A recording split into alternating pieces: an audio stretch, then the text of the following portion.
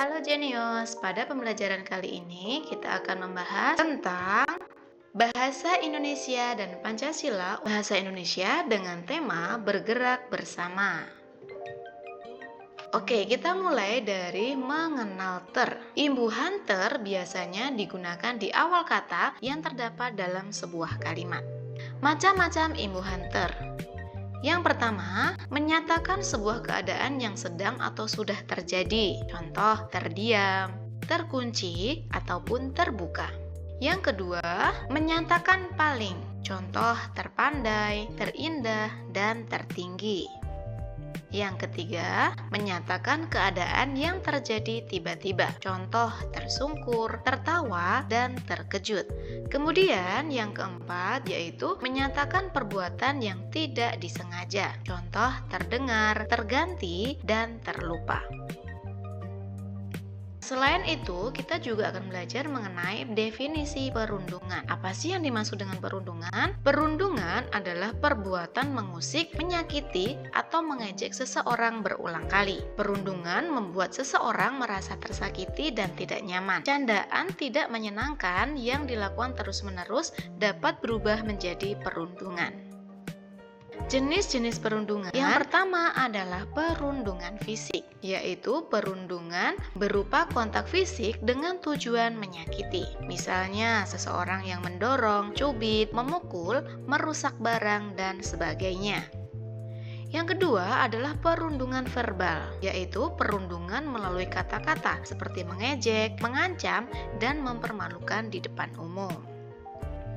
Yang ketiga ada perundungan mental. Perundungan lewat sikap seperti menjauhi dan mencibir. Tindakan menyebarkan rumor agar seseorang dijauhi atau dikucilkan juga termasuk perundungan mental. Kemudian yang terakhir adalah perundungan dunia maya. Perundungan ini dilakukan melalui media elektronik seperti komputer, telepon pintar, dan internet. Pelaku menuliskan komentar buruk di media sosial untuk mengintimidasi dan menyakiti korban. Di sini kita juga akan belajar mengenai sikap saat melihat atau mengalami perundungan. Yang pertama adalah jangan diam. Ceritakan pada orang dewasa yang dapat dipercaya, misalnya orang tua atau guru yang memiliki otoritas untuk menindaklanjuti perilaku perundungan. Yang kedua, carilah teman yang dapat dipercaya agar mereka dapat membantu kalian merasa aman. Yang ketiga, abaikan pelaku perundungan dan jauhi mereka. Perundung akan merasa senang apabila mendapatkan reaksi seperti yang dia inginkan. Kemudian, tingkatkan keberanian dan rasa percaya diri. Tunjukkan pada lingkungan sekitar bahwa kalian bukan orang yang lemah dan mudah untuk ditindas. Kemudian, beralih ke kalimat tanggapan dan kalimat saran. Menurut kalian apa ya perbedaannya? Yang dimaksud dengan tanggapan adalah reaksi terhadap apa yang dilihat, didengar, atau dirasa. Sedangkan untuk saran adalah pendapat atau anjuran untuk menyelesaikan masalah. Nah, di sini ada contoh situasi seperti ini. Beberapa anak mengolok-olok Ega karena sepatu yang dipakainya berlubang. Nah, di sini ada kalimat tanggapan dan juga kalimat saran. Kira-kira tanggapannya seperti apa ya? Tidak ada anak yang mau memakai sepatu bolong ke sekolah. Memakai sepatu bolong akan menyulitkan Ega saat berjalan dan berolahraga. Ega pasti merasa sedih karena diolok-olok temannya. Dengan tanggapan seperti ini, maka kita bisa memberikan saran. Sarannya yaitu sebaiknya anak-anak tersebut berhenti mengolok-olok Ega. Akan lebih baik jika mereka menghibur Ega dengan baik.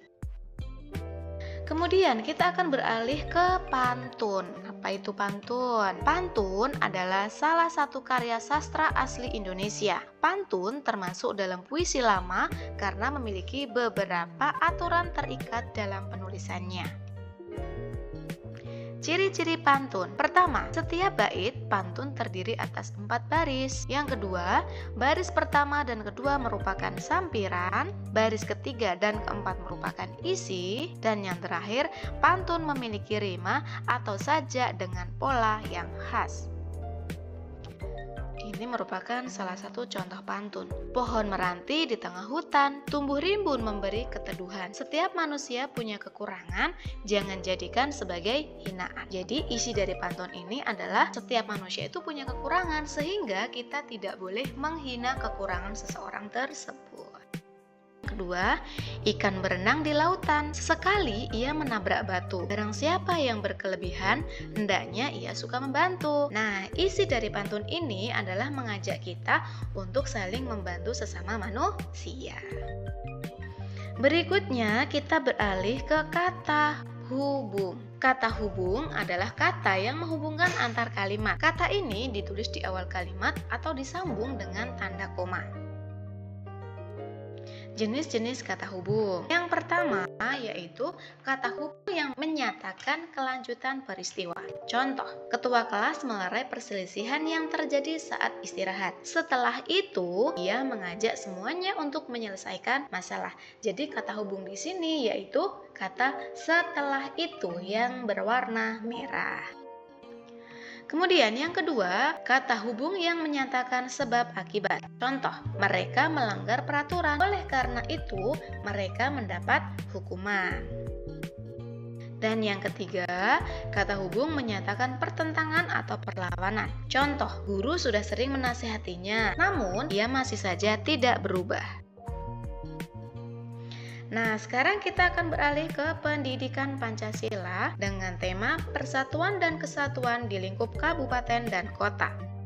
Ingatkah kamu semboyan Bhinneka Tunggal Ika? Semboyan ini tertulis pada lambang negara Indonesia, yaitu Pancasila. Artinya, para pemimpin sudah menyadari adanya keberagaman yang kita miliki. Mereka tidak ingin keragaman tersebut menjadi sumber perpecahan. Sebagai generasi penerus bangsa, kita harus mampu mempertahankan persatuan dan kesatuan bangsa. Persatuan dan kesatuan berasal dari kata satu yang artinya utuh dan tidak terpecah-pecah. Persatuan dan kesatuan adalah kondisi tetap satu walaupun memiliki banyak perbedaan. Seperti yang sudah dijelaskan, semangat persatuan dan kesatuan bangsa Indonesia tercermin dalam semboyan Bhinneka Tunggal Ika. Bhinneka artinya beragam, tunggal artinya satu, sedangkan ika artinya jua. Arti semboyan itu adalah walaupun berbeda-beda, tetapi tetap satu jua.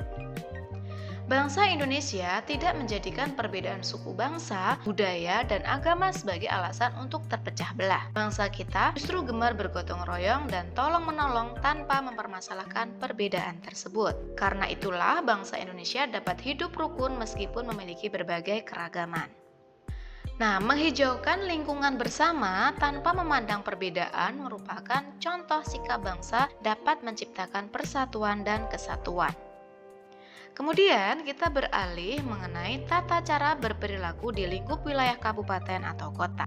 Wilayah Indonesia terbagi menjadi 38 provinsi. Provinsi Jawa Barat terdiri atas beberapa kabupaten dan kota, seperti Kota Bogor dan Kabupaten Bogor. Wilayah Kabupaten Bogor lebih luas dari Kota Bogor. Hal yang sama juga berlaku pada kabupaten dan kota lain di Indonesia, bahwa wilayah kabupaten lebih luas dibandingkan wilayah kota.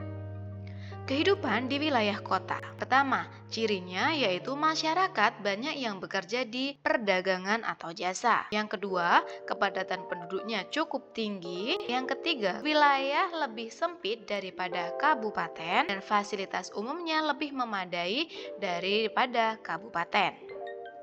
Kemudian, ciri kehidupan di wilayah kabupaten. Yang pertama, masyarakatnya banyak yang bekerja di bidang agraris. Agraris itu seperti pertanian, perkebunan, maupun peternakan. Yang kedua, kepadatan penduduknya tidak terlalu tinggi. Yang ketiga, wilayahnya lebih luas daripada kota. Dan yang keempat, fasilitas umumnya kurang memadai dibandingkan wilayah kota.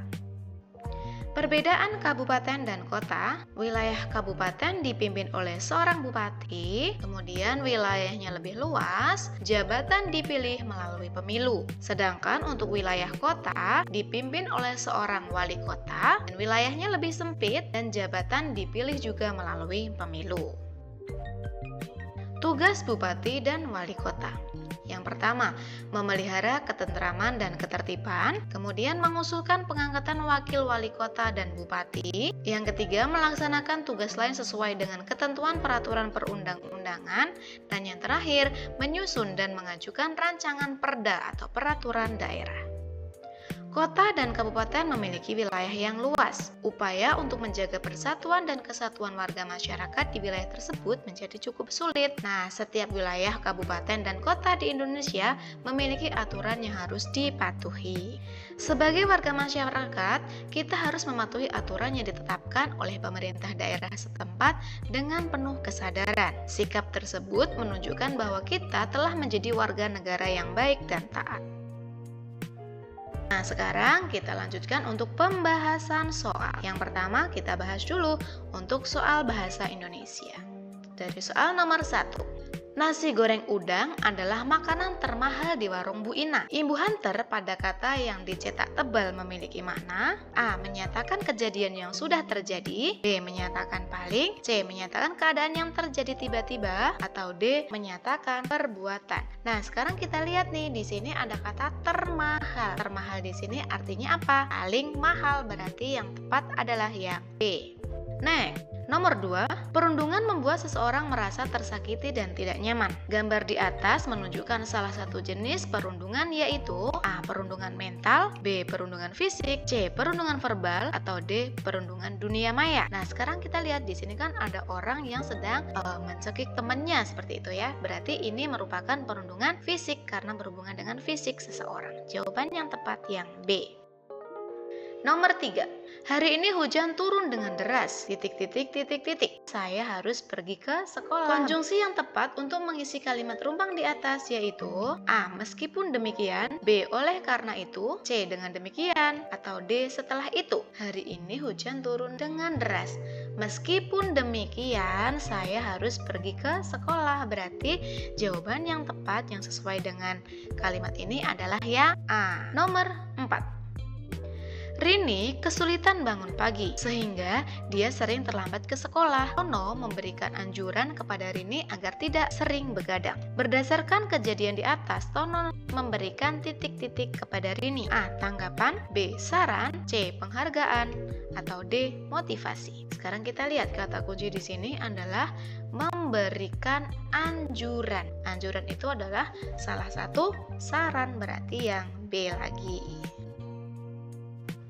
Nomor 5. Jalan-jalan ke Singaraja, malam hari menginap di rumah Tama, berteman dengan siapa saja tanpa memandang ras, suku, dan agama. Bait ketiga dan keempat pada pantun di atas disebut A. Isi, B. Rima, C. Sampiran, atau D. Puisi. Ciri dari pantun untuk baris ketiga dan keempat itu merupakan sebuah isi pantun. Berikutnya kita akan membahas untuk pelajaran pendidikan Pancasila. Soal nomor 1, arti kata bineka pada semboyan Bhinneka Tunggal Ika adalah A. Walaupun, B. Beragam, C. Satu, atau D. Juga. Bineka itu artinya beragam atau berbeda-beda. Nomor 2, berikut merupakan ciri dari kehidupan di wilayah kabupaten, antara lain A. Wilayah lebih luas, B. Wilayah lebih sempit, C. Sebagian besar masyarakat bekerja di bidang jasa, atau D. Fasilitas umum memadai. Kita lihat nih yang ditanyakan apa? Kabupaten. Berarti kalau kabupaten itu wilayahnya lebih luas dibandingkan wilayah kota. Next. Jika calon bupati pilihan kita tidak terpilih menjadi bupati saat pemilihan, maka sikap kita sebaiknya A. Menjelekkan bupati yang terpilih, B. Menerima dengan lapang dada, C. Marah kepada bupati yang terpilih, atau D. Tidak peduli dengan hasil pemilihan. Sikap yang baik yang bagaimana? Kita harus menerima dengan lapang dada. Nomor 4. Wilayah administrasi yang dipimpin oleh seorang wali kota adalah A. Kota, B. Kabupaten, C. Kecamatan, atau D. Kelurahan. Di sini yang mimpin siapa? Wali kota, berarti dia adalah wilayah kota. Next, nomor 5. Berikut adalah contoh kerjasama di lingkup kabupaten yang dapat menciptakan persatuan dan kesatuan adalah A. Membersihkan pasar tradisional bersama, B. Memaksa warga mengikuti kerja bakti, C. Meminta petugas kebersihan untuk membersihkan selokan, atau D. Tidak peduli dengan masyarakat sekitar. Sekarang kita lihat nih, di sini adalah kerjasama, berarti dilakukan secara bersama-sama. Maka pilihan yang tepat yang A. Membersihkan pasar tradisional bersama. Nah, sekarang adalah latihan soal giliran kalian untuk mengerjakan di rumah. Kita mulai dari pelajaran Bahasa Indonesia dan Pancasila dari nomor 1. Berikut ini Ibu Hunter yang menyatakan paling, yaitu A. Terbesar, B. Terkejut, C. Terlupa, atau D. Terkunci. Next. Kita harus melaksanakan piket kelas. Lingkungan kelas menjadi aman, nyaman, dan tertib. Konjungsi yang tepat untuk mengisi kalimat rumpang di atas yaitu A. Namun, B. Meskipun demikian, C. Dengan demikian, atau D. Setelah itu. Nomor 3. Perundungan melalui kata-kata seperti mengejek, mengancam, dan mempermalukan di depan umum disebut perundungan. A. Perundungan verbal, B. Perundungan fisik, C. Perundungan dunia maya, atau D. Perundungan mental. Next. Semboyan keberagaman bangsa Indonesia yang menciptakan persatuan dan kesatuan adalah A. Tuturi Handayani, B. Bhinneka Tunggal Ika, C. Garuda Pancasila, atau D. Ingarsa Sulada. Next. Berikut ini merupakan ciri kehidupan di wilayah kota adalah A. Wilayahnya lebih sempit, B. Sebagian besar masyarakat bekerja di sektor agraris, C. Fasilitas kurang memadai, atau D. Dipimpin oleh bupati. Demikian pembelajaran kali ini. Semoga teman-teman mengerti dengan penjelasan yang kakak sampaikan. Jika ada yang belum dipahami, teman-teman bisa tanyakan di kolom komentar ya. Terima kasih sudah menonton video pembelajaran kali ini. Jangan lupa like, komen, dan subscribe, serta klik tombol lonceng untuk mendapatkan notifikasi pembelajaran berikutnya. Dan juga follow akun sosial media kita di Instagram @rumahbelajarjenio, @kakakjenio, serta di akun TikTok @kakakjenio untuk